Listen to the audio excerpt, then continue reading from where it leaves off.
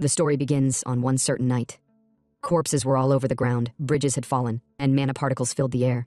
Amidst the chaos, someone was running at full speed, a girl, to be exact. She was being chased by some men determined not to let her and her assailant escape, but someone told them to stop chasing. Surprised, they looked back.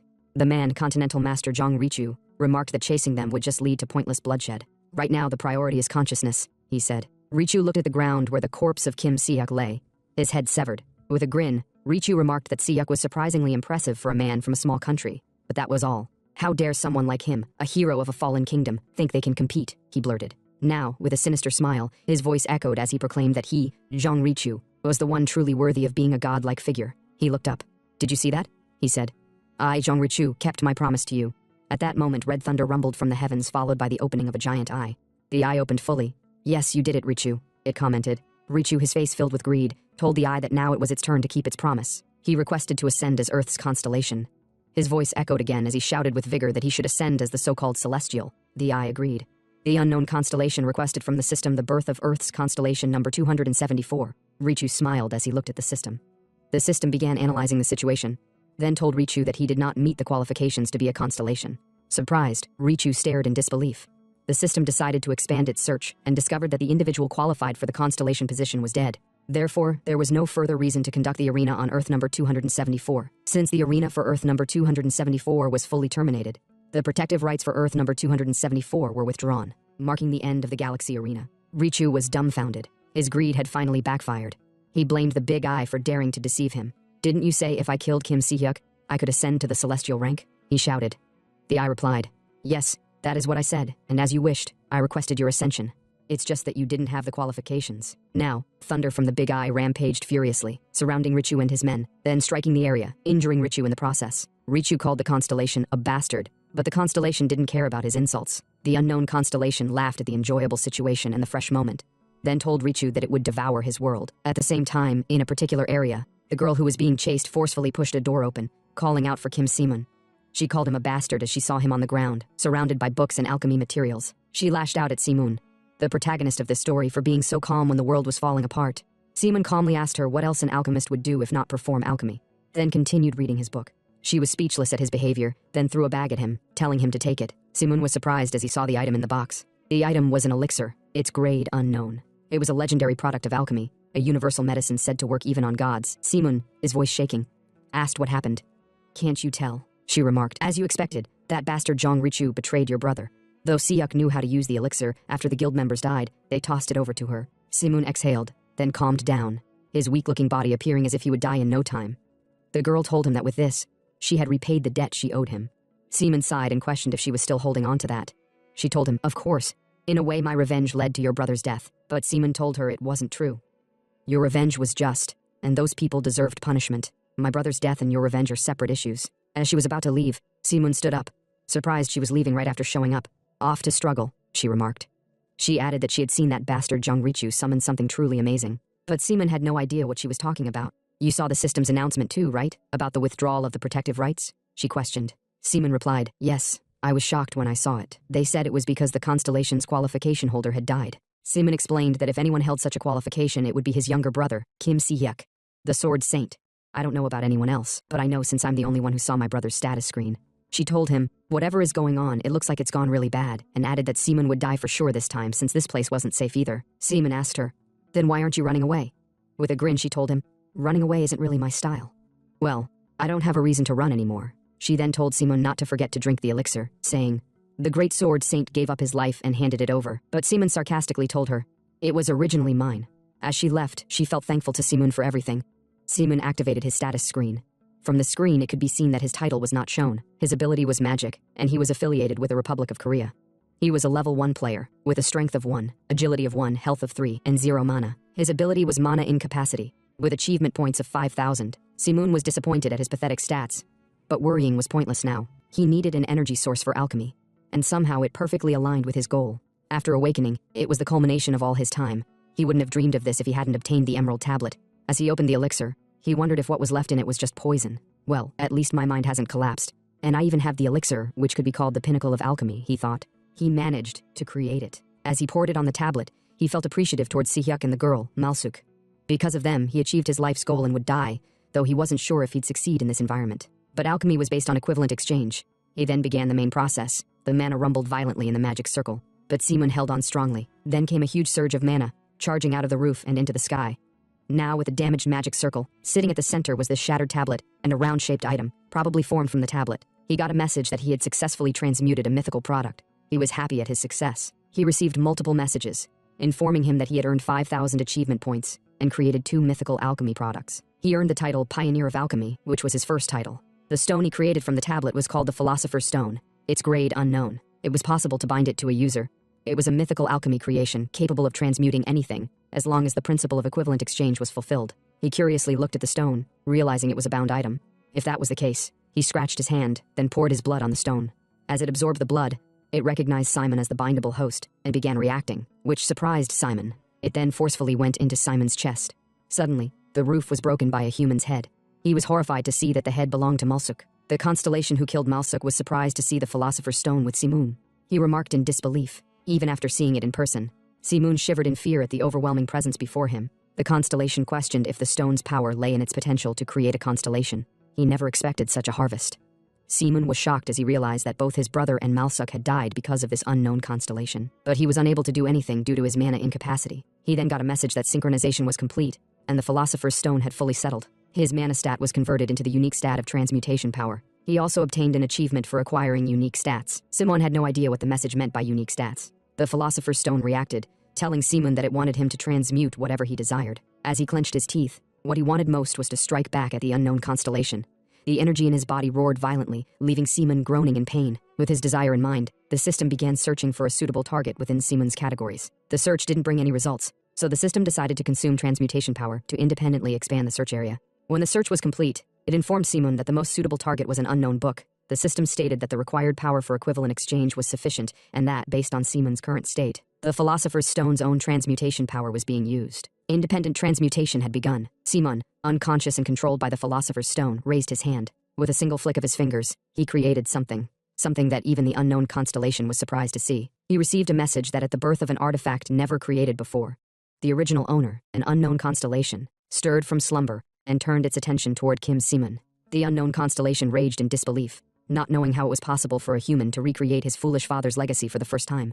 As Simon lay unconscious, he woke to a message that said he had attracted the attention of a celestial being and gained 1,000 achievement points. He had also caught the attention of an unregistered constellation in the galaxy arena, earning him the title, the one who receives attention from beyond. Simon wasn't sure what had just happened, but he knew one thing. He had definitely struck back at that bastard. His eyes closed gradually as he looked at Malsuk's head. After he died, as usual, the next thing that happens is them waking up and looking around. Simon immediately stood up as he realized he was in his studio apartment. He wondered if those bloodshot eyes that faced him just now were just a trick of the mind.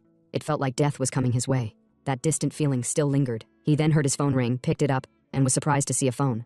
The nations that were standing were the United States and China, but they too were full of chaos. That's why his phone was thrown away a long time ago.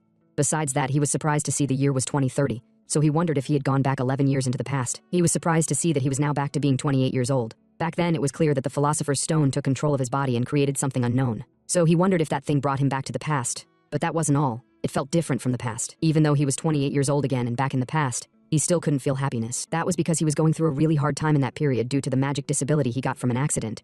And he had to wear glasses because his vision wasn't good. His senses were flawed. But now, the stifling feeling of oppression due to a lack of magic was completely gone, so he decided to find out more about what was going on. He then activated his status window. He now had the title Pioneer of Alchemy, but what's more surprising was his trait, now called Philosopher's Stone, though it was currently unstable. He was surprised to see that instead of Magic State, it was now Philosopher's Stone.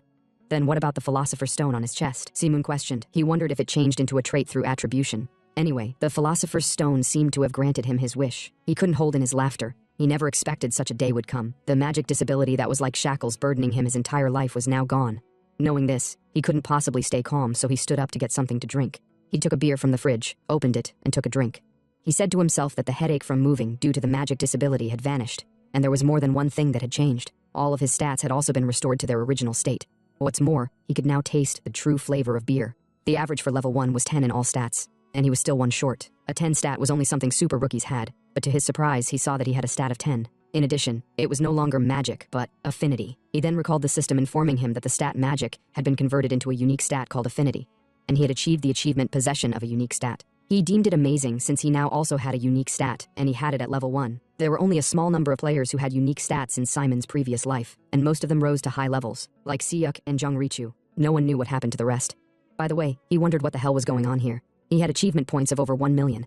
He didn't know where they were coming from, but he decided to think about it after opening the achievement shop. He then pressed the button to look into the titles given to him. He saw many titles, but what caught his attention was Pioneer of Alchemy, a growth-type title given to an alchemist who had synthesized all of the mythical elements of alchemy. Because of the title, he'd get a very small bonus related to affinity. Simon was surprised to see it. He deemed it insane since it was a class-related title and also a growth type. He grinned slightly, thinking that Malsuk, who could be described as a relatively latecomer among the high rankers, was able to reign as a high ranker thanks to the fraudulent title she received from the Heavenly Demons constellation. Now he had something like that too. He decided to look at the other titles to see what else he got. He also received the title, The One Who Receives Attention from Beyond, given to those who had received attention from beyond. No one knew whether it was good or bad luck, but it was certainly something incredible. He had no idea when he got a title like that. Attention from beyond? Curious, he wondered what the system meant by beyond. Was it supposed to be something different? He decided not to think much about it since a title was better than nothing. And the most important thing was that his magic had been restored. So he decided to give his skills a try. First, he decided to break down the ignition formula,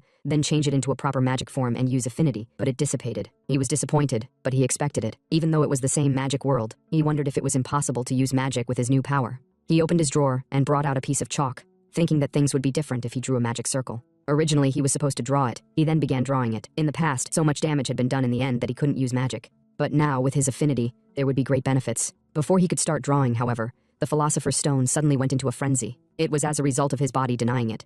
But he realized it was because of the Philosopher's Stone. The method he was about to use was deemed inefficient by the Philosopher's Stone. That's why it went into a frenzy. Thinking about it, Simon wondered how the Philosopher's Stone had transformed after he got it. He recalled the methods it used in the past when he was unconscious. Now, instead of drawing a mana circle, he raised his fingers, closed his eyes, and thought about what he wanted to materialize. He thought about something in the shape of a spear, so he decided the spear should look like the one used by Jongrichu. The stronger the ability, or additions to it, the better. The price he decided to pay for it was the affinity he had. He flicked his hand to make it a reality, but he felt a painful backlash from the Philosopher's Stone, making him scream in pain. The system informed him that there wasn't enough affinity to achieve the desired result, and the unstable Philosopher's Stone sought a different approach, one found in Simon's possession. In its unstable state, the Philosopher's Stone required 1 million achievement points for recovery. Simon was shocked at the Philosopher's Stone's absurd demand, but he calmed down. Thinking about it, the Philosopher's Stone had cured his magic disability and sent him back 11 years into the past. Though it felt like a waste, he decided to trust the Philosopher's Stone because it had already proven its worth. He pressed the yes button, consuming 1 million achievement points, which completely stabilized the Philosopher's Stone. Simon was very happy because alchemy would be much easier now. He decided to try again, but there was still no response. He got another message stating there wasn't enough affinity to achieve the desired result, which really pissed him off. Though he was a little frustrated, he remembered how, even in a desperate situation when he had a magic disability, he was able to create a mythical weapon. So, there was no way he wouldn't be able to create a single spear with his newfound powers.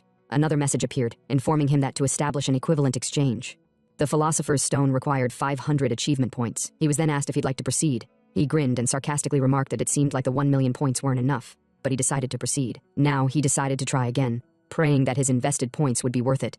With a flick of his finger, there was a sudden outburst of thunder, which sent something through his window and pierced the ground. He was surprised himself, as it almost took out his legs. He then got a message saying, "An unknown constellation is watching you." At the same time, somewhere unknown, inside a room filled with masked people, Simon got a message that the constellation Hermes takes notice of the sudden appearance of the lightning bolt from Olympus. Also, the constellation Athena takes notice.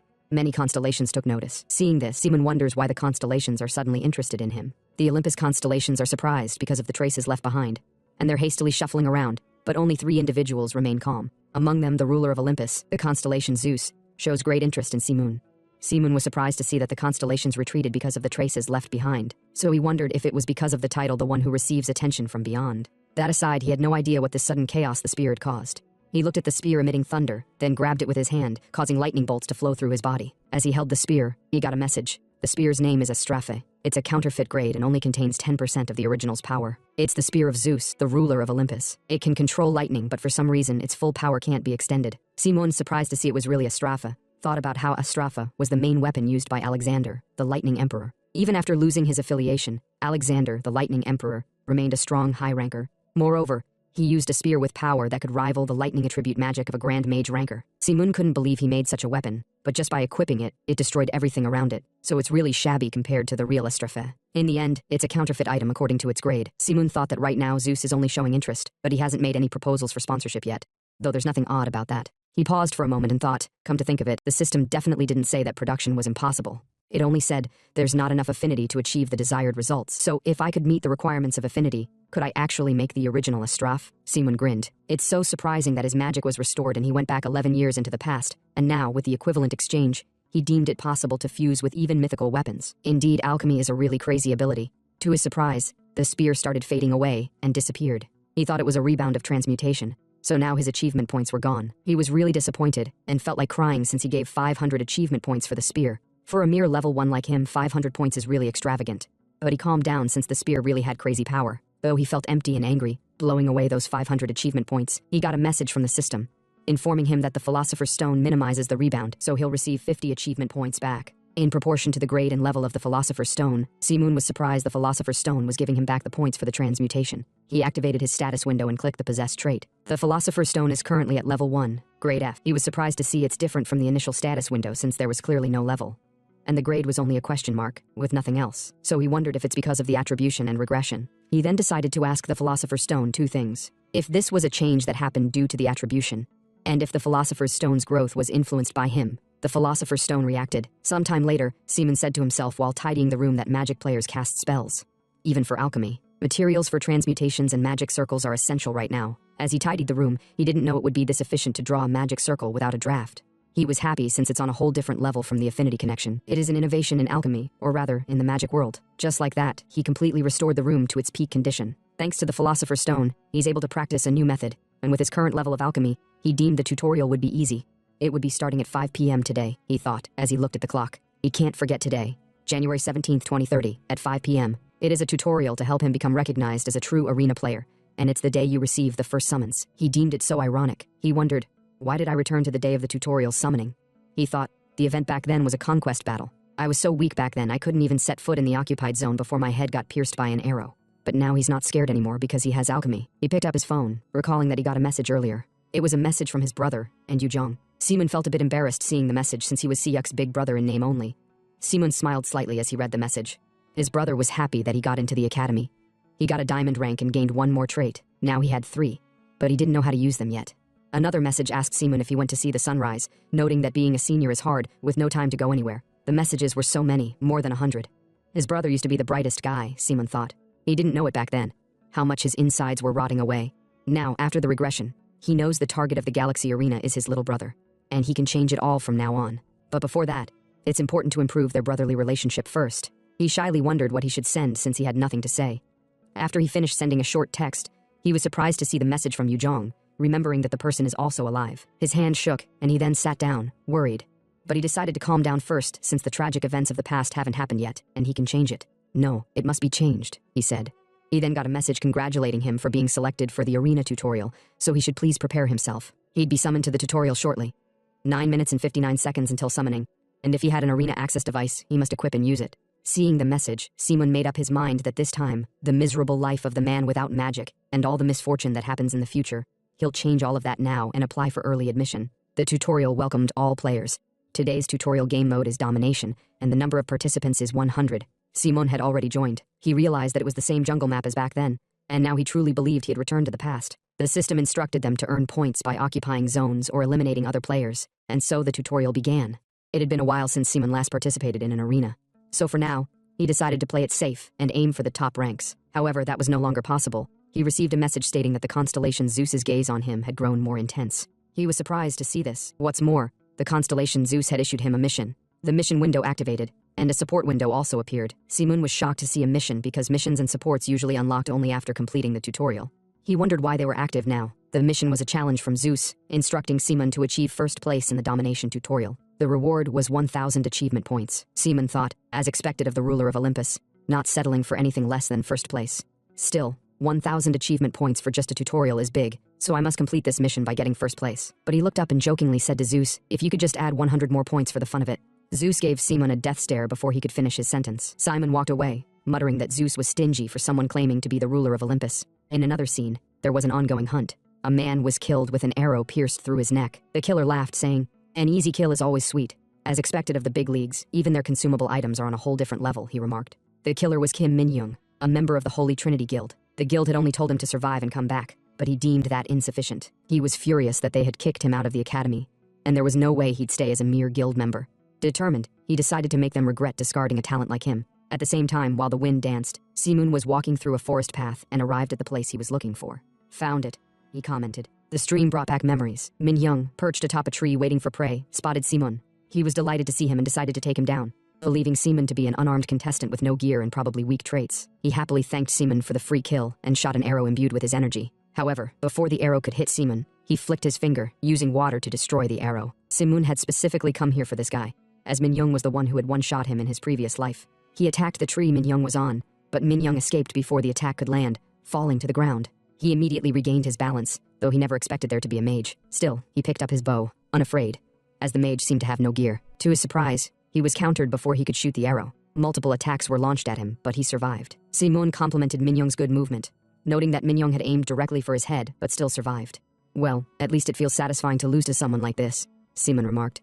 Min Young angrily called Simun a bastard and asked him what the hell he was blabbering about before charging at Simun. He drew his twin daggers and parried Simun's attack, but Simun asked him if his trait was a B-rank trait, quick reflexes. Min Young was shocked and demanded to know how Simun knew about his trait. Simun grinned and pierced Min Young's chest with a sandthorn he had cast.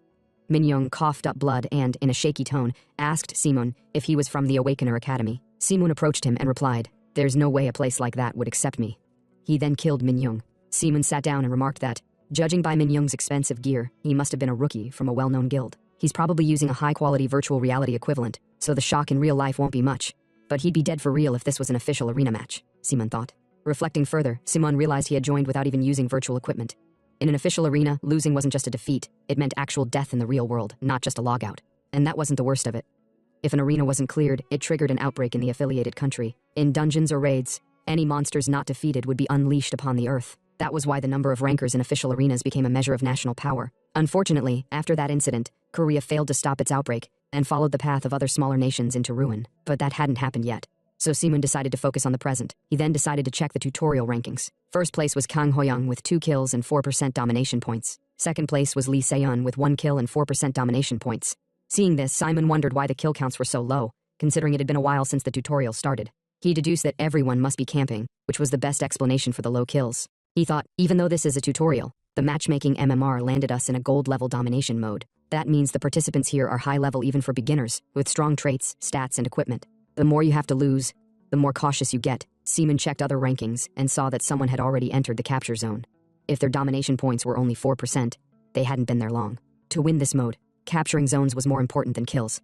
For now, Simon decided to use this time to get more familiar with his crafting skills and rack up a few more kills. Now it's time to sweep all the campers, he declared. Hours later, a guy was running at full speed, breathing heavily, saying the guy pursuing him was insane, but he was killed by a sandthorn from Simon. Simon remarked that the guy's speed was unreal. Even with full plate armor, he was still that fast. He wondered if the guy had some kind of speed-related trait. If the guy hadn't attacked first, Simon wouldn't have even noticed him. Someone then sneaked up behind him with a dagger and charged to attack Simon. But Simon saw the guy in time and swiftly took him down with his no-chanting spell. He was pissed at those hyenas for always looking for cheap kills. He was surprised to see a message from the system informing him that repeated crafting had increased his crafting ability, and the Philosopher's Stone level had increased. He was surprised to see a stat increase, but deemed it normal at lower levels, though he hadn't expected the Philosopher's Stone to level up. It was a good thing he practiced by hunting down those who camped out. With this kill, he was at 11 kills now. No more getting backstabbed, he thought. He then decided it was time to move in since the occupied territory was just ahead. As he walked along the path, he suddenly saw something and swiftly ran to hide behind a tree. He was surprised to see many dead bodies, and this place wasn't even the occupied territory. He decided to check the arena board. The first position was Kang Hoyoung with 7 kills and 60% domination points. The second was Lee Seon with 5 kills and 60% domination points. The third position was Park Hokshal with 5 kills and 59% domination points. The fourth position was Kim Jaewon with 3 kills and 59% domination points. Meanwhile, Kim Si-moon had 11 kills. Si-moon was surprised to see that the domination points were nearly the same from first to fourth, plus all 4 of them were in the rankings from the early tutorial. That meant they had been in the rankings since the start. That was when Si-moon realized they were teaming, which was a blatant rule violation. He was disappointed in them for teaming up in tutorial mode. Even if they wanted to be in the rankings, it was bad. He then wondered where they were. When he saw them, he realized they had set up camp inside the occupied territory. Tankers were in front, archers in the back, and 2 sword-wielding warriors on both sides. It was a perfect setup, and it would be hard for players to sneak up on them. Simon was trying to save the mission rewards, but he decided to use them since he had no choice. If the 4 of them were going to pull such disgusting tricks, then he had no choice but to play dirty too. The archer, Lee Seon, scanned through the area. The tank asked if she saw anything. She replied, no one is coming. The tank sarcastically asked her if she was running out of aura and getting sluggish, but someone corrected him and told him that clairvoyance didn't use aura, it used mana. Oh, really? The tank remarked. It must be nice being able to rack up kills with mana to spare. She then asked the tank why he was complaining to her about his kill count. He replied, honestly, it's annoying. Everyone else is getting 5 kills or more except me. She found his complaint hilarious since no one told him to play a tanker role. Her words really pissed him off, so they started arguing, but someone told them to stop. The guy then told the tank that since he had over 60% domination points now, he would allow him to handle the kills from now on. Hearing this, the tank immediately became happy. Saeyeon then asked the guy if they could leave the occupied territory soon because most of the participants were gone, and it was just frustrating sitting there. The guy was speechless for a moment, prompting Saeyeon to ask if he was worried about Kim Simon. She told him not to worry. She knew all the rookies in the guild, and she couldn't find any mention of Kim Simon. The guy told her, that's exactly why it's a problem. A guy we've never heard of has 11 kills. But she told him they didn't need to worry if that was the case, since the ones they were matched against were all trash. That Kim Simon guy must have just been killing people like a hyena. Otherwise, he would have come to the occupied territory sooner if he was really that good. She told him not to stress, and suggested they maintain formation and scout the area since they had trained hard after all. The guy agreed. Just like Saeyeon said, after the 4 of them were eliminated in the last tutorial, they trained while grinding their teeth. Thanks to that, their guild, Jungle Guild, even supported them with equipment. As a result, they were in first place. The girl told him to have some confidence. We're a team, and then there's a guy no one's even heard of. She immediately went silent when she noticed something. She used her clairvoyance skill to scan the area and detected Simon. She alerted her team, drew her bow, and shot an arrow at Simon's location, but before the arrow could reach him, it was broken by Simon's sand thorn spell. This surprised the girl. Not just her, the others were surprised to see him use magic. They worriedly asked if he was from the magic class. With a slight grin, Simon remarked, I tried to hide, but your B-rank clairvoyance trait detected me. Not bad. The girl was surprised and questioned, how did you figure out which skill I'm using? He replied, it's because I've studied traits quite a bit. Is that so? She questioned. She decided to shoot another arrow to show Simon what he didn't know, but their leader told her to wait. He moved forward with his intimidating aura and tone, then asked our protagonist, are you Kim Simon? Kim Shimun smiles and asks the man about himself. The man replies that his name is Kang Hoyoung.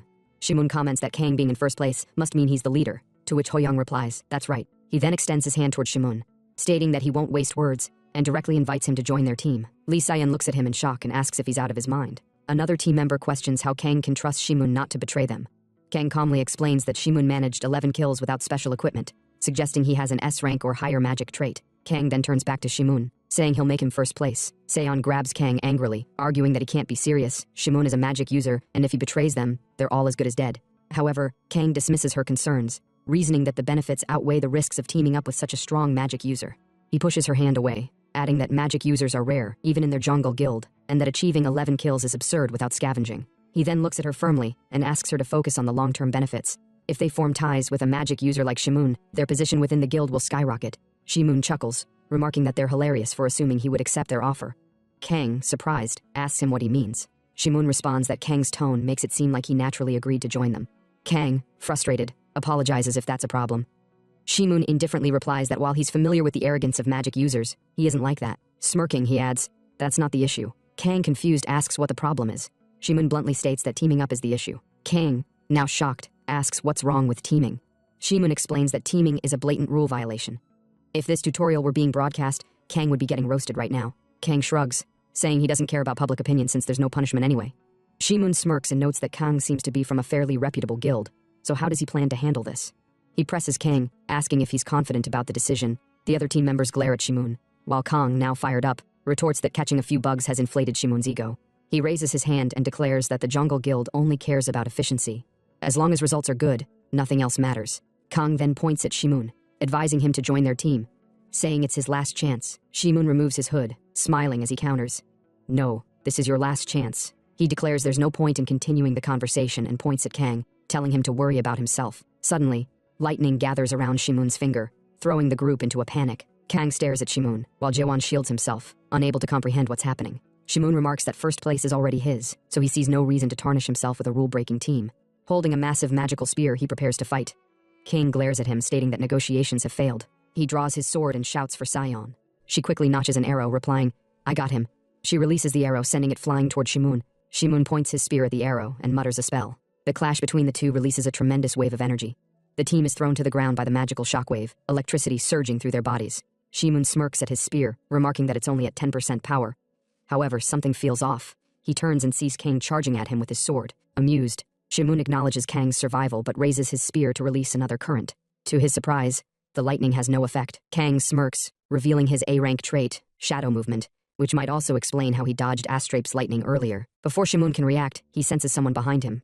It's Kong, raising his sword for a final strike. He shouts, "Die!" Just before the attack lands, Shimoon snaps his fingers. Kong suddenly stops, blood pouring from a wound in his stomach. Trembling, Kong demands to know how Shimoon still has mana after using such powerful magic. Shimoon smiles and explains, "This is something a little different." Kang grits his teeth in frustration. Shimoon dismisses him, saying it's a waste of time to stay. Suddenly, the sky lights up, and the system announces that Shimoon has achieved 100% of the capture points. The owner of the captured area is determined, and the tutorial ends. Shimoon smiles as it's over. The system further announces that Kim Shimoon is in first place, followed by Jung Seon in second. Shimoon has won the title ruler of the tutorial, and earned 100 achievement points. He completes the mission assigned by the constellation Zeus and gains 1,000 additional points. Shimoon is slightly disappointed, noting he could have earned all 1,000 points had he not used Astrape's magic. The mini-system notifies him that the constellation is pleased with his performance and grants an extra 100 points. Shimoon is shocked to find his total points amount to 750, with the arena clear rewards waiting for him in the real world. Smiling, he realizes he's gained a lot from this tutorial, and eagerly anticipates what's next. The system then prompts him to return to his original location. The scene shifts to the Seoul Special City Jonggol Guild headquarters building, where the master of the guild, while reviewing a report, calls Kang Hoyoung. As Hoyoung responds to him, the master angrily scatters the pages in his hand, asking if the report makes any sense to him. His eyes blaze with anger as he shouts that Hoyoung wasn't up against a hyena, nor did he run into another teamer, yet he's still lost in a head-on battle against some random guy who didn't even have equipment. Crushing his cigarette into the ashtray in frustration, he fumes as Kang Hoyoung admits that he has no excuse. Suddenly, the master turns around, his mind racing with fury, and remarks that while he doesn't criticize losses due to lack of skill, because no amount of money can fix that, he cannot forgive someone for losing even after teaming up. He walks toward Hoyoung and slaps him hard, questioning how such a loss could even happen, especially with a team. The other members are standing stiffly, their faces pale, afraid to even breathe as the master continues to shout at them. He yells that teaming is an act that tarnishes their reputation and demands to know if they understand what it means. His voice rises, his ears practically steaming with rage as he fights the urge to lash out further. Kang Hoyoung quickly apologizes, attempting to diffuse the tension. Without warning, the master throws an invoice at Hoyoung. As Hoyoung picks it up and reads it, his expression shifts to shock.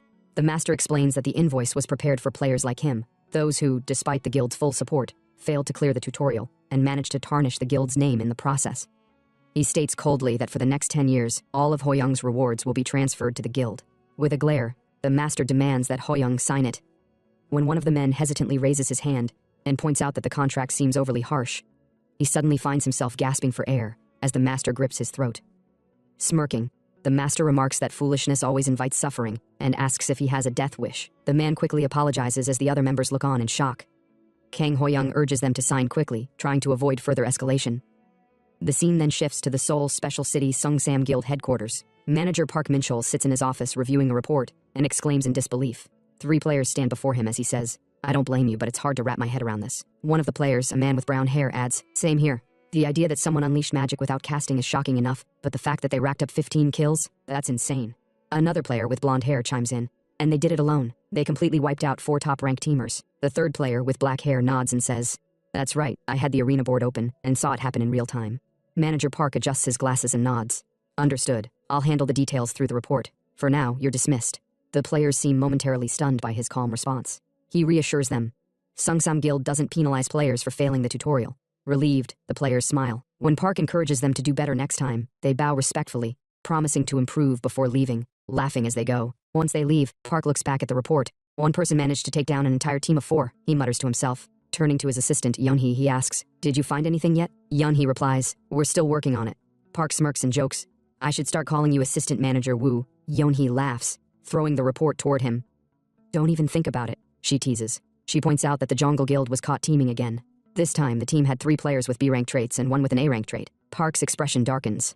How does a guild notorious for poor sportsmanship attract such talent? He wonders aloud. But the real question is, how did one person manage to defeat members of such caliber? Yeonhee speculates that the opponent's high firepower as a magic user might explain the loss. Park shakes his head, saying, "At level 1, even a magic user's firepower shouldn't be enough to pull that off. Even if they had a strong trait, there's a limit to what they can do." Snapping her fingers, Yeonhee says, "The report mentions that the player triggered magic with just a snap of their fingers. Could it be an S-rank trait?"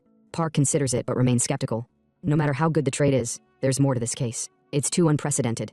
Yeonhee's eyes widen as she guesses, could it be a constellation? Park nods thoughtfully. That would explain it. A wild card like that could make sense. Yeonhee counters, "A constellation? For a level 1 player? That's impossible." Since the Galaxy Arena emerged in 2015, constellations have only appeared for diamond rank and above. Park concedes that she might be right, but suggests the player could be an irregular or backed by something else. Either way, we need to recruit him immediately. Yonhee warns, other guilds won't sit still on this. Park chuckles. That means you'll have to work harder, he teases. Suddenly, a golden light fills the room, and a leg steps out of it. A playful voice chimes. Even if it's just the two of you here, you can relax and call me miss. Smiling, a woman emerges from the light and asks Park how he noticed her, as she was using an AA rank stealth artifact. Park replies, I didn't notice at first, but when player Kim Shamoon was mentioned, I sensed your presence. The woman sits on his desk, shrugging. I was just bored. The academy doesn't mean much to me anyway. Park sighs. If you're so bored, why not join the arena instead of sneaking around? She pouts.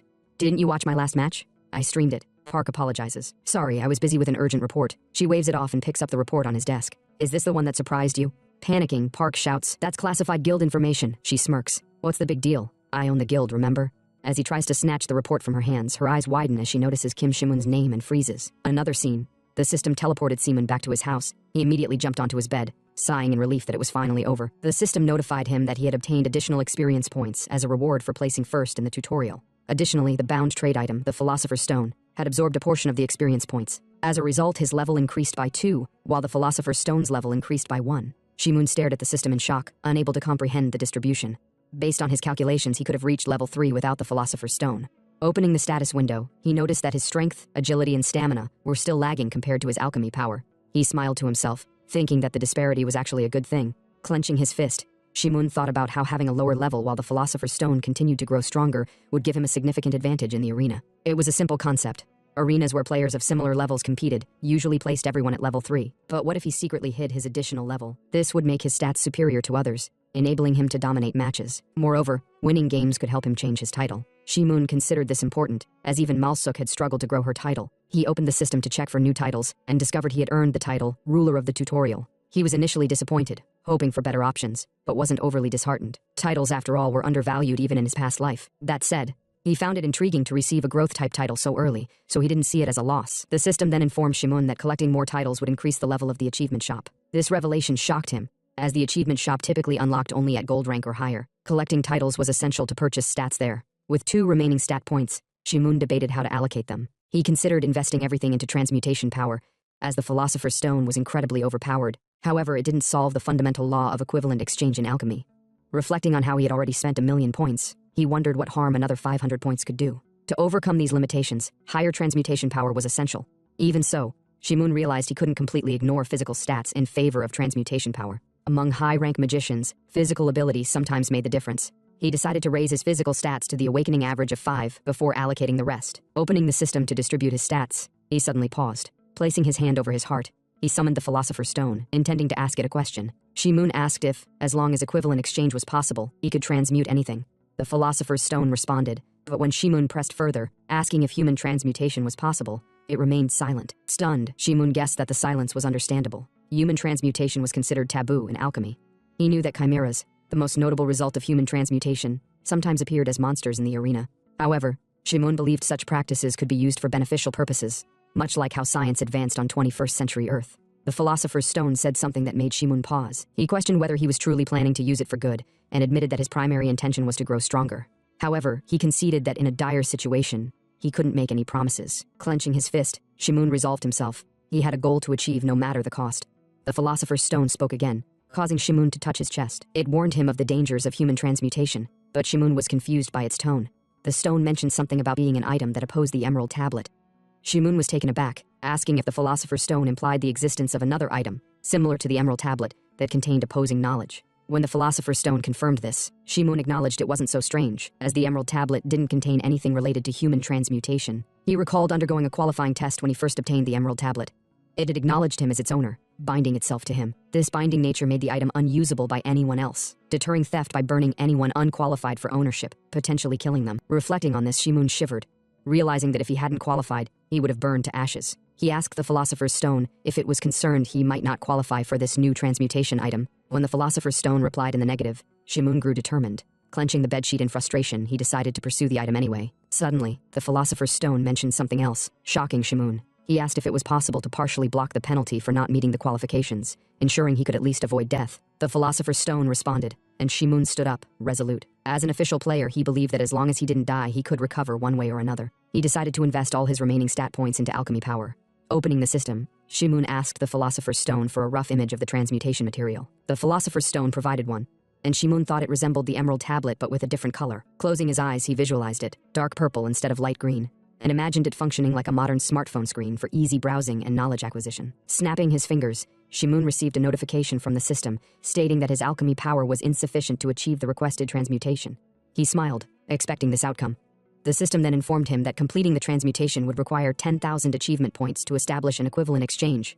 Shocked, Shimun hadn't anticipated such a steep cost. The Philosopher's Stone interjected, and Shimun, astonished, asked if the amount was considered cheap, comparing it to Astrophy's, which cost only 500 points. He realized this was on another level. Disappointed, Shimun sighed. He had worked hard to save up 12,300 points, and now had to lose a significant chunk. But he resigned himself, thinking, no risk, no reward.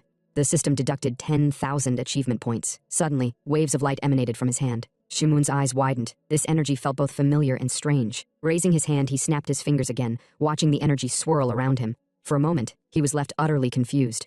Shimun is confusingly observing the power around him when suddenly something grabs his arm. He thinks, what is this? And as he feels it moving around and increasing, he wonders if it's alive. The system informs him that he has created an unregistered mythical artifact, earned 5,000 achievement points, and the option for the title Pioneer of Alchemy has improved, with a new option added to the title. He looks at the system with shock, thinking if the title has been improved. He even looks at the system again, finding out about a 5% reduction in synthesis energy. This means not only does the percentage efficiency increase as the level gets higher, but as a title grows, the reduction will also increase over time. In conclusion, the option to reduce synthesis energy consumption is. He smiles and then sighs, thinking, no wonder Malsuk mentioned a growth-type title, a blatantly overpowered option.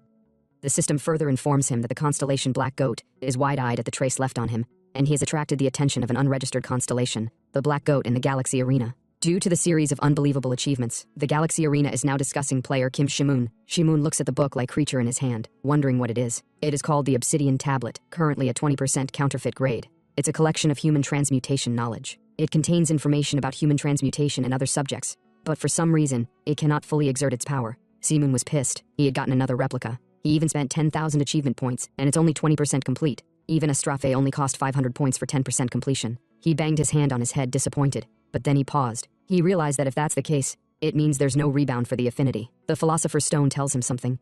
He removes a finger from his eyes, thinking if it's really rebound-free, then that means it's permanent. Assuming achievement points increase by 20% per 10,000 points, just 4 more times with 40,000 achievement points means he could own a mythical grade item. His eyes shine with excitement as he smirks, thinking, this is insane.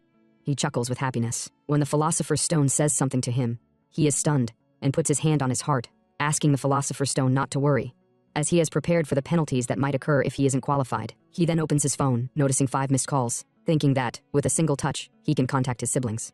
Besides, he's used to pain. For someone like him, an arena disease patient, intense, unbearable pain has been a lifelong companion. Thinking further, if his guess is correct, there won't be any penalties at all. He raises the book upward, looking with a smile on his face. The book opens in front of him, and suddenly the same thing continues to grab his arm. He smiles, thinking that, as expected, he didn't feel any pain or pressure. As the original owner, the constellation Black Goat seems to have a deep interest in him, so there's no way this divine relic will harm him. The system shows up, stating that the Obsidian Tablet is requesting fusion with the Philosopher's Stone. His eyes pop out as he cannot understand what it is, when suddenly the Obsidian Tablet covers his entire body.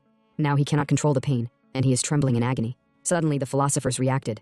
He looks around in shock as the system informs him that the Philosopher's Stone has accepted the Obsidian Tablet's request. Shimun is freaking out, unable to understand what is happening, when suddenly the Obsidian Tablet throws him to the ground. He's freaking out as the tentacles spread all over his body. He is so shocked that couldn't believe that such a thing is happening to him. He shouts in pain so loudly that even the neighbors can hear him. He shouts at the Obsidian book to stop, saying he can't take it anymore. Then the system appears, showing that the Obsidian Tablet has successfully fused with the Philosopher's Stone.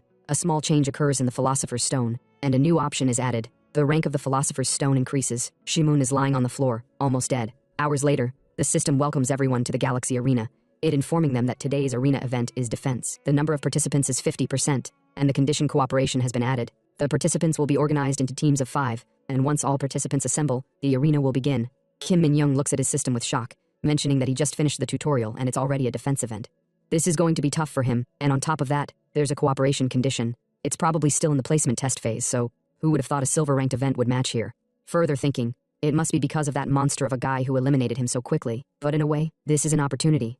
He might get another chance to secure that promising talent he missed last time, and now he is determined. Suddenly, he hears something from behind and looks at three strange-looking guys who are disappointed, wondering why it's offense and not defense. When one of them smiles, mentioning that it's probably because his MMR is high, he asks the others if he ranked during the tutorial. A guy with blonde hair tells him it's his fault, and that this is going to be difficult, while the guy with black hair replies, saying he shouldn't worry, as he will carry hard again this time. Kim Min-young is freaking out as he recognizes that emblem, and realizes these are the Scorpion Guild bastards. Thinking no matter the rank of the arena, there were always famous trolls or trash players, but the Scorpion Guild was in a league of its own. First, they formed a large, undeniable force.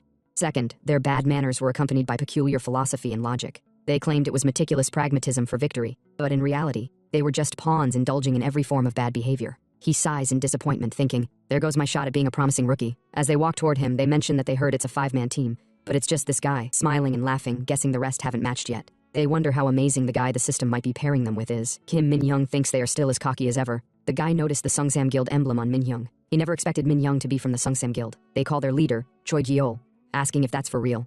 Gyeol walks toward him, asking him what his name is. Kim Min-young looks at him with anger and replies that he is Kim Min-young. Gyeol runs through his mind and replies that, looking at his face, he's never heard of him before. He then stares at him, asking if he's just a newbie who barely cleared the tutorial, as no matter how bad the situation is, Sungsam would not give a guild member anything lower than C-rank gear. Kim Min-young is trembling in fear when Gyeol further mentions that he heard big corporations love to flex, so if he scored well in the tutorial, they'd even give him a rank A equipment. But it looks like he doesn't even rank. Kim Min-young clenches his fist in anger, thinking he has to hold on. As much as he wants to kill these three right now, they're still stronger than him, so he calms himself down, realizing if he fights now, he'll just lose. When Gyeol holds his shoulder, assuring him he'll make sure he clears this properly, he tells him to just do exactly what he's told. Kim Min-young is still trembling in anger, thinking they were going to take all the rewards for themselves. He angrily lashed out internally, calling them bastards. Suddenly, blue energy appears from behind.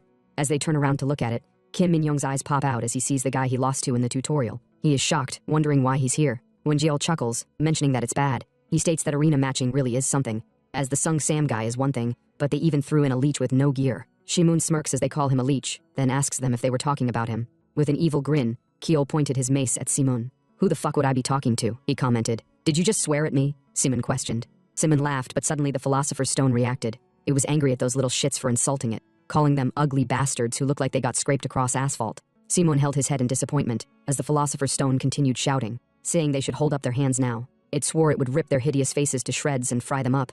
Simon rubbed his chest to calm himself, but he grinned worriedly because, even though he rubbed his chest to relax, he had no idea why his stomach felt like it was on fire. Well, it was because of the stone. As Simon rubbed his chest, the stone reacted like it was horny, saying, if Simon touches me gently like that, what am I supposed to do? Awesome touch, love it so much. Ah, more, touch me more. Simon thought that if he had known this change would happen to the stone, he would have stopped the obsidian tablet fusion no matter what, as it had caused the stone to undergo a slight change. Gyeol asked his team, what the hell is Simon doing? One of the guys laughed, saying, I don't know, maybe we scared him too much. Hey, you freeloading bastard, you scared? Gyeol questioned. The gold-haired guy told Gyeol, there's nothing to ask, Simon is definitely terrified. Another guy mocked Simon's gear, saying, he's probably some guildless nobody. Gyeol laughed and remarked, looks like Simon has been freeloading rides with soft-hearted suckers until now. But me, Choi Gyeol, I'm different. I'm no pushover. Simon questioned if they were insulting him because of his gear. He sighed. If it's about my gear, then that's a misunderstanding, he remarked. Gyeol angrily slammed his mace to the ground. Only an idiot would believe it's a misunderstanding. Who are you trying to fool? Simon grinned slightly. Did you say your name was Choi Gyeol? Interesting. He told him that in this rank, it's common for mages or support types not to have gear. It looks like you've been hanging around the arena for a while, Simon added. He paused, seeing the emblem on Gyeol's shoulder. Are you from the Jungle Guild? He asked. Gyeol grinned, thinking Simon was now dropping the polite act after seeing his guild emblem. But Simon told him, I don't waste respect on things that aren't human. The gold-haired guy angrily called Simon a punk for daring to insult them. Another added angrily, how dare a freeloading punk run his mouth like that? Gyeol stepped forward, seeing that Simon was taking them as a joke. He filled his mace with energy to crush Simon's cocky face, then attacked. Confident, Simon flicked his finger. At that moment, Gyeol broke out in a sweat and shivered slightly as Simon held his mace with his energy-filled hand.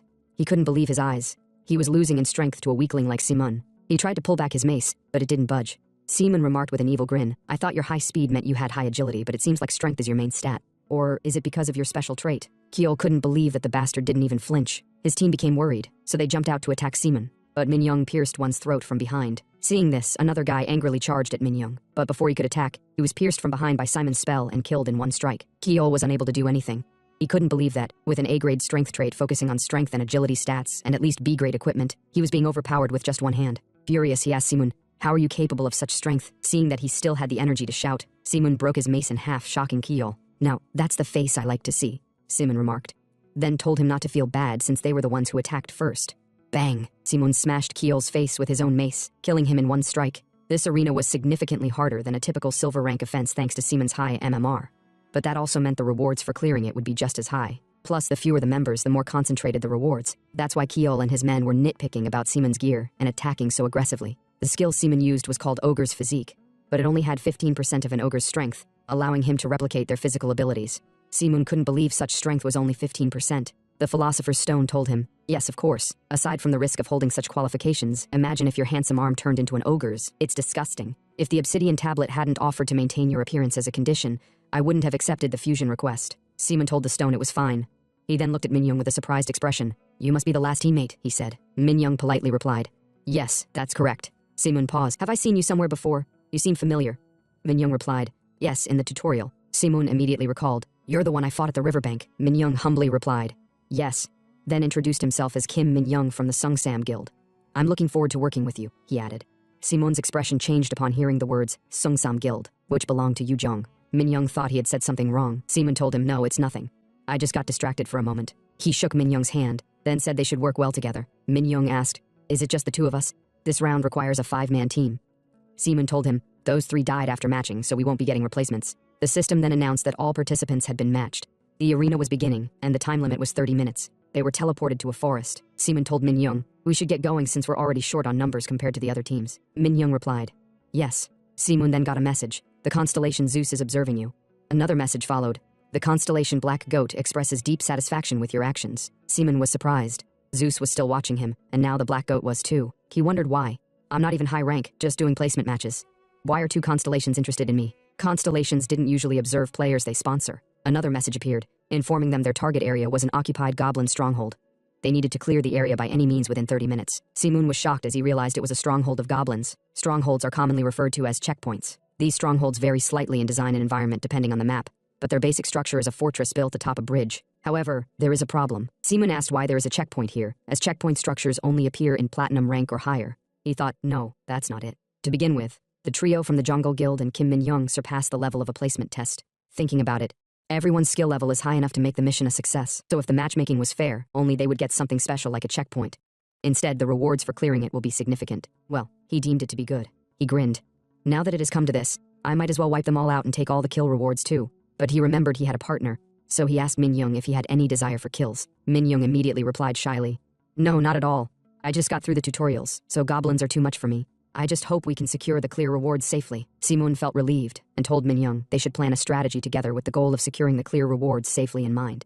He was happy since he could now take all the kills for himself. In the fortress, one of the goblins announced it was time for a skill change and a break. Another commented, saying he was tired of standing guard and that it was boring. A third goblin told him not to talk nonsense, adding, at least it's better here because the boss is not in a good mood, and those idiots inside will be scolded. Suddenly, Simon appeared above them undetected, then jumped down and killed the 2 goblins. The skill he used for that jump was Black Panther Physique, currently at 12% completion. Black Panther Physique had been synthesized, so he was now able to replicate a Black Panther's physical abilities, while also using Ogre's Physique. Simon didn't expect the sharp-eared goblins to completely fail to notice anything, especially since they were experts at hearing even the slightest sounds. Though multiple organism synthesis is still tough, Simon commented. The Philosopher's Stone told him that pulling off multi-organism synthesis itself was absurd. Minyoung politely asked Simon if he really thought the 2 of them would be able to take down the fortress. Simon assured Minyoung, telling him that when he took a quick glance before his sneak attack, their weapons were just rocks and poison needles. They won't be able to penetrate your armor, he said, then added, stick to the plan, and we'll be fine.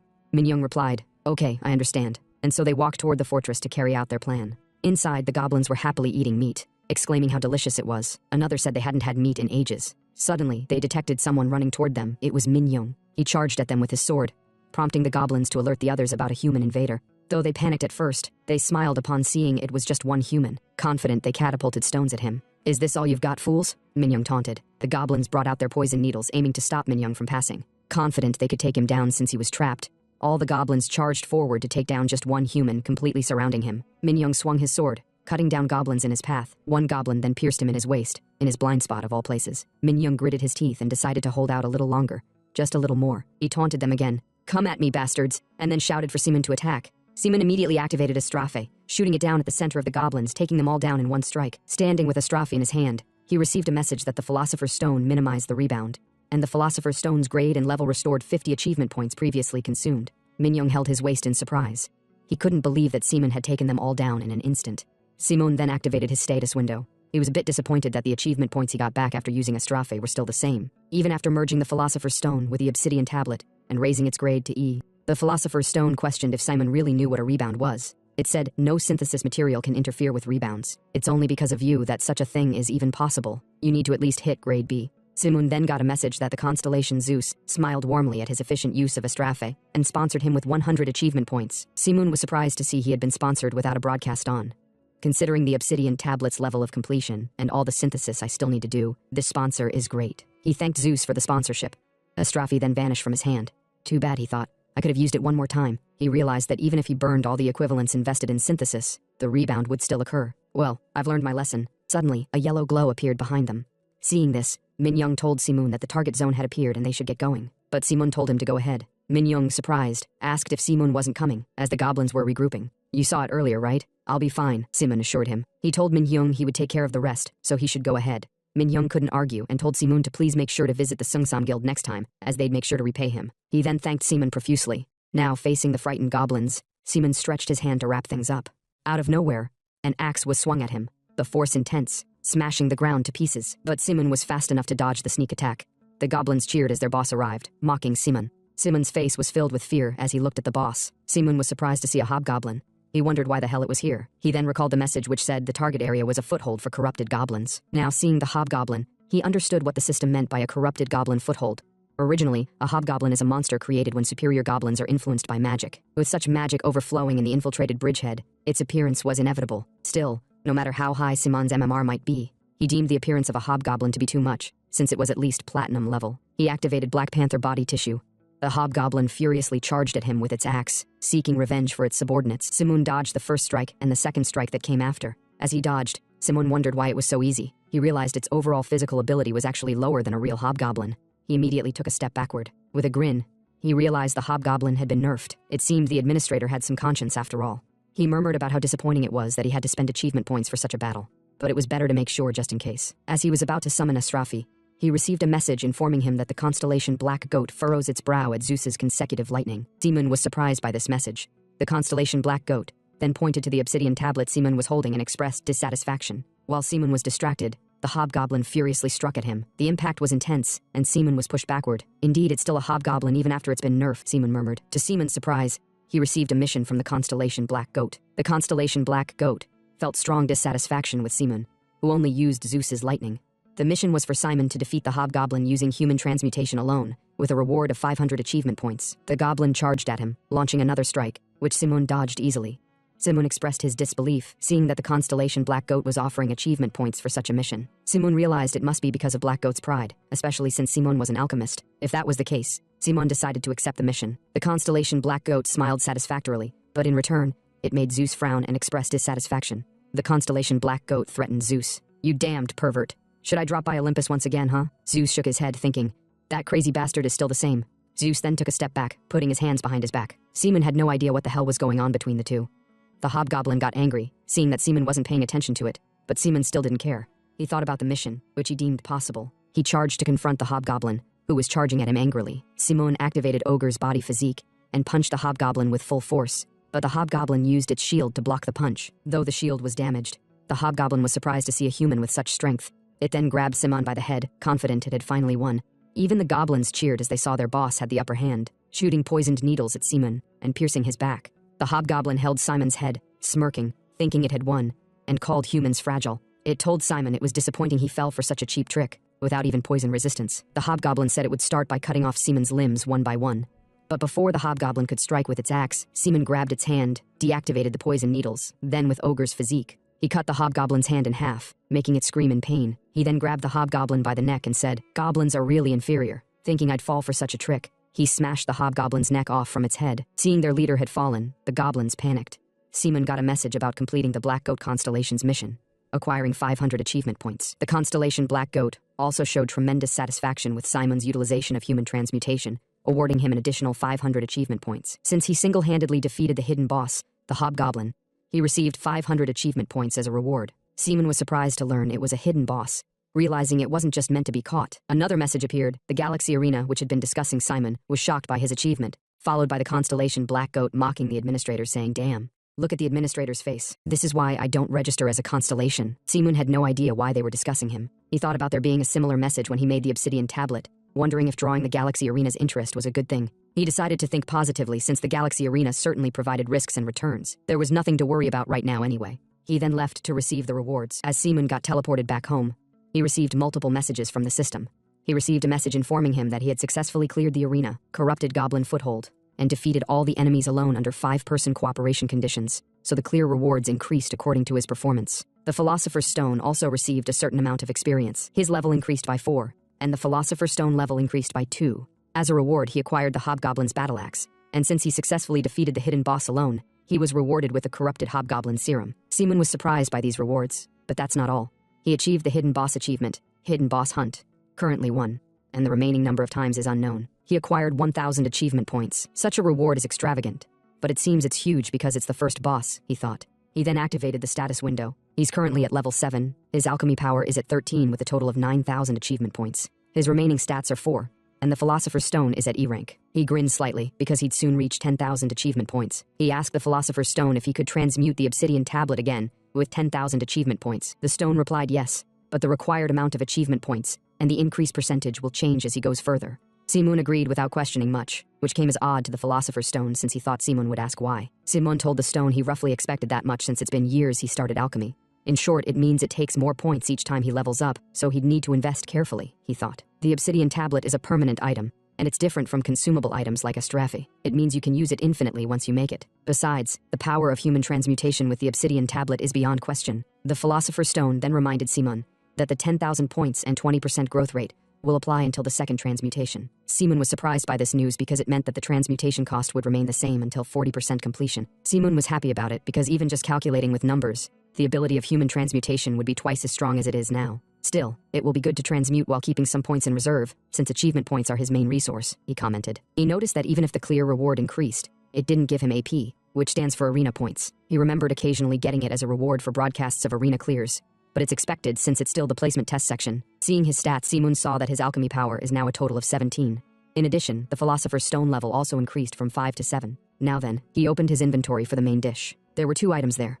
The first item was the Hobgoblin's Battle Axe, a BB rank item which increased all slashing attacks by 10% and causes paralysis when attacking living creatures. It granted additional strength stats of 5, and only those from level 50 with a strength of 35 or higher could use it. Simun murmured that the axe is preferred by combat types, and the item options are the same as Platinum rank. He was surprised to see it even had a +5 strength, which can be seen as the highest grade option. He thought with a grin, usually, the strength stat has options of around 1 to 3. Now that the max value is confirmed, it is excessively lucrative. He was quite surprised to see the second item. It hadn't been long since he regressed, but he felt like he was seeing it after a very long time. He then brought out the Hobgoblin's Serum from his inventory. It was called Corrupted Hobgoblin Serum, rank C. It's corrupted by excessive magic, making the toxicity much stronger. Seeing this, the Philosopher's Stone realized Simun endured with medicine until he was transmuted. The side effects of Simun's magic disability caused a physical strength decline and worsened after regular arena battles, followed by an indescribable pain. So he used special potions every time, and the serum was one of the main ingredients in the anesthetic potion. The stone asked him why he hadn't drunk the elixir he made sooner to cure his magic disability. Simun told him it was because of some circumstances. The stone scolded him, saying he had to take care of himself first, but thanks to that he was transmuted in the best condition. Simun agreed, because if he hadn't transmuted the Philosopher's Stone based on the elixir, the regression wouldn't have been possible. The stone added, saying that regression is something even constellations can't do. The stone's words prompted Simun to ask why it had transmuted to heal him and cause regression.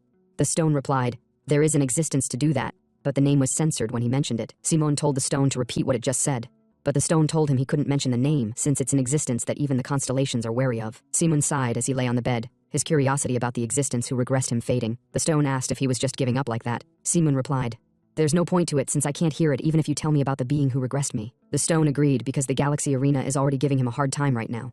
They were frantically sending him messages that made his head spin, telling him not to mention it. By the way, the stone asked Simun what he was going to do with the serum since he didn't have magic disability anymore. Simun told the stone there was no need to manufacture it as a painkiller anymore, so he was thinking of making an elixir. The stone had no idea how he'd do that with poison. Poison is also medicine for an alchemist, Simun commented with a grin. Oh my goodness, I love this so much, the stone exclaimed. The stone was so excited as he wondered how humiliated the poison would feel when its original nature as a poison was transformed into the property of an elixir, which is the complete opposite. Simon felt a bit uneasy with the way the stone was talking, as it sounded like someone with a crazy fetish. The next day, Simon was surprised to see a very tall building. Even the stone was surprised at how incredibly huge the building was, and asked if the place was called the player's Mecca. Simon replied yes, more precisely, it's called Galaxy Agora. The stone asked if the Galaxy Agora was a building provided by the arena. Simon told him it wasn't. The Galaxy Arena directly manages the broadcasting side. Someone then asked Simon if he was an awakened one, saying there would be a brief verification process. Then asked Simon to please put an item in his inventory for verification. Simon did as instructed, and as he was verified, she gave him his player's watch. Simon took it and put it on. The watch had a feature that recorded your personal account and transaction history as data. It's a kind of advanced artifact equipped with various functions, from party recruitment to internal maps of the Agora. The lady asked him if this was his first time at Galaxy Agora, so if he needed instructions on how to use the watch, he could ask her. Simon told her it was okay. I've used it before. Hearing this, she told him to have a good time. As Simon walked, the stone asked him if the many people here were players. Simon replied, yes, some might just be awakened ones, but you won't be able to enter without having an inventory. That's amazing, the stone remarked. That's why it's called the Sanctuary of Players. Then he asked Simon where they were going now. Simon replied, to the player-exclusive marketplaces since I've got something to sell there. As he entered the elevator, he heard people talking about the news of how insane this year's Academy graduates were, saying they're the best ever. Especially Kim Se-hyuk and Lee Yu-jong. They're the top two since they already broke the diamond and became ranked players a while ago, they said.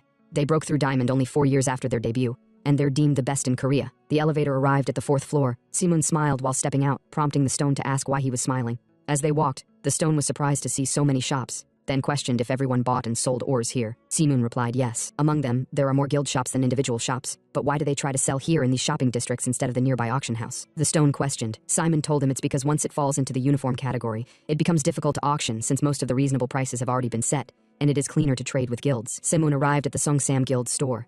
He walked toward the attendant there. He was surprised to see how sophisticated and neat the store was. Such was expected of a big corporation. The attendant asked him with a gentle smile if he was looking for anything. Simon told him he wasn't there to buy, he was there to sell. The attendant was a bit speechless upon hearing he wanted to sell, as it had been a while since someone came to their store for that purpose. Simon then slammed the hobgoblin's axe on the table. The man's eyes widened in surprise as he saw the axe. He held it and observed it, surprised it had a +5 strength boost, which is the best option so far. With a slight grin, Simon asked if it was possible to sell it off right now. The man replied, of course, then showed Simon the recent market prices and details of Hobgoblin's battle axes traded in Galaxy Agora. Simon's mouth widened in disbelief as he saw the 42 million won selling price. The man told him it was sold for 38 million won as of yesterday, but that one had a +4 strength. The man adjusted his glasses, and with a sharp, evil stare, he asked Simon how he obtained the item. You're a production-type player, but you don't seem like a high-level player, the man commented. Simon replied yes with a shocked expression, prompting the man to ask Simon about his level. Level 7, Simon replied, wondering if the man was suspecting him. The man laughed upon hearing Simon's level. You were probably trying to receive the full amount in cash without AP, weren't you? The man questioned. Simon politely told him he thought there was a misunderstanding since he obtained it by running the arena. The man laughed.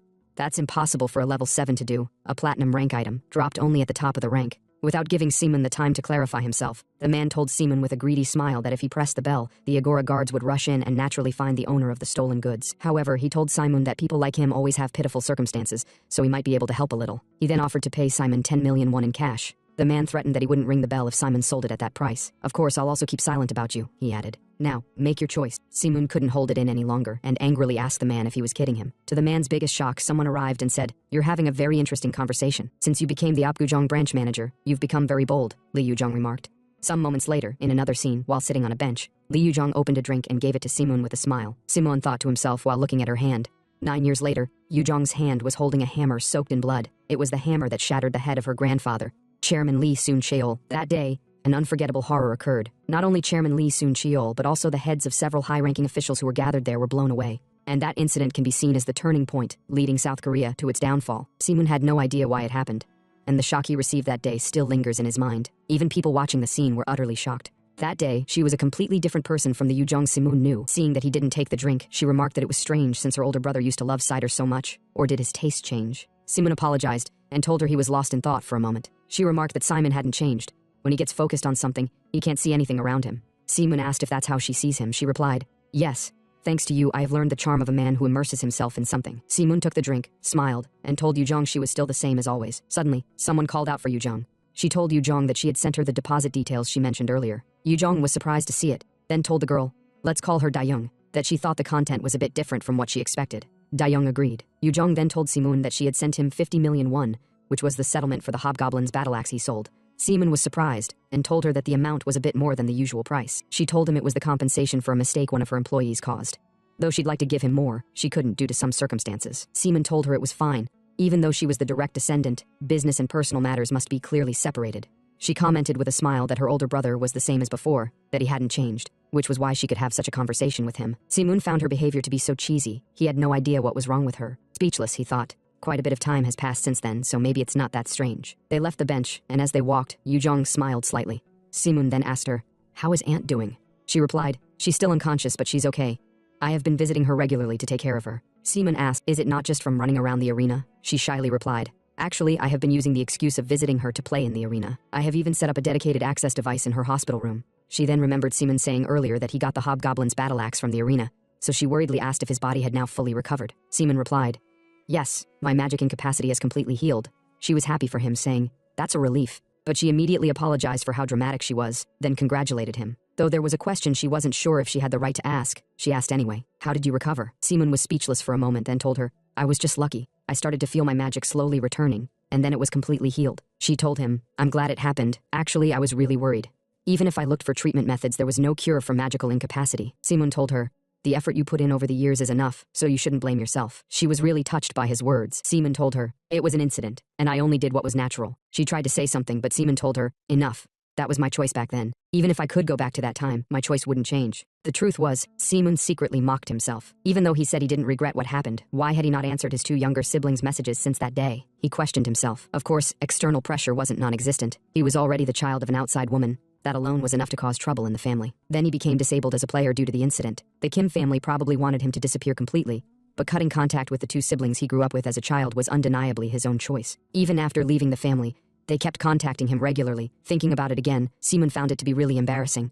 If he were to make an excuse, back then, he just couldn't accept the reality of magical incapacity. He had a bright future with a magic stat of 10, and then he lost everything in one accident. As such, he drew a line with the world, physically and mentally. He couldn't even take care of himself. Maybe, deep down, he resented them both. If it weren't for the two back then, he wondered, would his life have been different? Though he had always regretted the person he was around that time, especially in Yujong's case. He wondered, if I had stayed by her side, maybe she wouldn't have ended her life with the label of a traitorous villain. With a bright smile, she asked Seaman, "Did you start the arena recently?" Seaman, who was distracted in thought, stuttered, then told her, "It's only been a few days. I haven't even finished the placement exam yet." "If that's the case," she told him, "you must need equipment right now." So she suggested he should go to the store with her and buy some equipment. Seaman shyly told her, "I'm not really in a hurry." "You're not in a hurry for equipment, but aren't you in the magic class?" she questioned. Seaman told her, "You're right, my job is alchemist." Now she understood why he wasn't in a rush for equipment. She then asked if he planned to use the money from the sale to buy alchemy materials. Simon replied, "Yes, I was lucky to get a few recipes lately." She told him, "That's great. I actually need some materials too." Simun asked her, "What kind of materials do you need since you're in the combat class?" "Come on," she said happily while swinging her hand.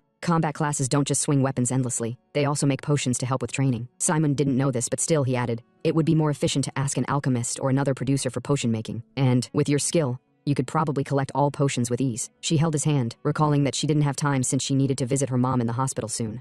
She then happily dragged his hand to go buy the materials. Since Seaman was in the combat class, he was slow, so it would be faster if she pulled him along. Dayoung was surprised at what was going on. She couldn't believe the young lady right now was the young lady she knew. She looked completely different now. "Well, maybe this is her true form," she murmured. "I really don't know." They arrived at the market. People were selling different kinds of products and potions. Shia was still holding his hands, and after going through the entire market and its products, she told Simun to watch a little longer, since alchemists were always running low on materials. At the same time, passers-by were surprised to see the popular Li Yuzhong, but they didn't know who the person next to her was. They commented that he was quite handsome. Simun told her that what they had gotten was enough since he had bought a lot more than he expected. With a persuading expression, she told Simun to take one more with him, and that it would really be the last one. Simun told her that his inventory was going to burst, but she told him one more wouldn't hurt since there was something she really wanted to give him. Simon thought that shopping with others was scarier than he had expected. She began buying items again while thoroughly sorting out the good and bad materials. Simun was helpless at this moment.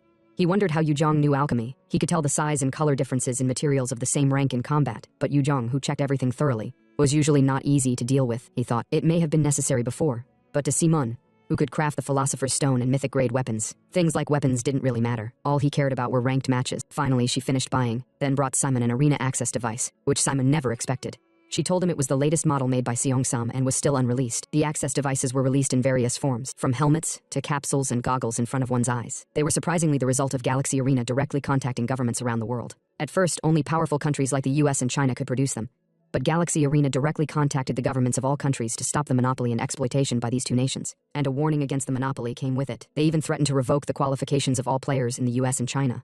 Simun asked her if it was okay to give him something like this. She replied, yes. All the higher-level players from her Seongsam's guild were already using it. It just wasn't commercialized yet. Simun told her that what he meant was that he was an outsider. So could she really give it to him? With a grin, she told him there was no problem. She was offering it herself. Her expression changed. She then told Simun that if Seongsam came looking for it, he must tell her. Simun was speechless for a moment, then shyly told her that even so, wouldn't it be better for him to just buy something suitable from the Seongsam store? She wittily told him to come on. If he ran the arena without a device, he could harm his body. She bit her lips slightly, knowing that Simun's particular habits came out when he tried to be stubborn. She crossed her hands, then told Simun to think of it as a way to pay back the rudeness the branch manager showed earlier if he was worried. Simun accepted it since she put it that way. He was happy for the gift since he was looking to get an access device anyway. He was actually thinking about starting arena broadcasts soon, so this worked out even better. Seeing the time, Simun told her he had to go, to which she agreed since she was just about to visit her mom in the hospital. Simon thought, speaking of which, her mom also has an arena-related illness, so he decided to look into it. When Galaxy Arena opened, a disease known as arena disease appeared in awakened ones, similar to the mana disability Simon suffered from. Simon didn't know the exact name of her mother's disease, but she was once chosen by the constellations, so she should be able to hold on for a while, he thought. She had treated Simon, an illegitimate child like her own, so he decided to grow quickly and start making a cure. Yu Zhong called him brother, held his clothes, then shyly told him that actually, he needed to reply to her too. At first, Simun had no idea what she was talking about, but then he realized she was talking about a message. She sulkingly told him that Siyuk was bragging about how Simun replied to him, so she deemed it to be annoying. Simun jokingly thought to himself, we're not kids anymore. He then accepted and told her he'd send her a message when he got home. She was really happy with his words, prompting Simon to softly touch her head. Seeing her expression change, Simun shockingly recalled that girls really hated having their hair touched. So he awkwardly told her to be careful on her way, while he decided to leave before anything awkward happened. Then he wished her goodbye. Dayong came along and commented that Simun really had no manners. Even if he knew someone, just touching their styled hair like that was inappropriate. But she surprisingly wondered why Yuzhong wasn't moving. Could she really be upset? She questioned. She then told Yuzhong not to worry too much, saying she'd fix it for her quickly. Dayong dearly hoped nothing would happen here since it would be troublesome if something did. There were too many eyes on them, especially since everyone was a player. Even with Seong Sam's name, it was going to be hard to keep things quiet. But to her surprise, she saw Yuzhong blushing. Yuzhong shyly told her to pretend she didn't see her expression just now. Dayong smirked. Today is really turning out strange, she thought. Back to business, Yuzhong asked her what happened with that thing. But Dayong asked, what are you talking about? Yuzhong cleared her throat and told her to speak freely since it was only the two of them there. Dayong told her that, surprisingly, nothing had been figured out if she was talking about that incident from 10 years ago. Not a single thing. That meant it was as if someone had erased everything. Dayong found it strange. The upper class in Korea was attacked by terrorists, yet there was no information about it. Yuzhong added that even the media, which always rushed to talk about the smallest scandals, had been silent all along. Dayong agreed. Recently, she added, the ST Group air trolled on a personal broadcast, and the media made a big fuss about it. Something is definitely up, she murmured. Yuzhong agreed. After all, the heir of Sint Group is just a third-generation chaebol who won a small gold medal, yet even a single troll could make the country boil with excitement, so the incident was definitely unrealistic. She commented, saying it really sounded like someone was intentionally covering it up, and it must be someone with significant power. Dayong told her it was true, and if they went any deeper, there were definitely going to be problems. With a grin, Yuzhong asked Dayong if she was scared. Dayong told her, no way. She was just asking if Yuzhong was alright since she had a lot more to lose than she did. But Yuzhong told her, I don't have much more to lose. She looked at Seaman as he was leaving, then remarked, I just got something recently, so I need to know more. Dayong then asked if they should start the job because once they started, there was no going back. She told her yes, she should go ahead. She should bring any data she had, and if there was an awakened one involved, she should bring their head if she had to, since she recently found a pretty interesting item.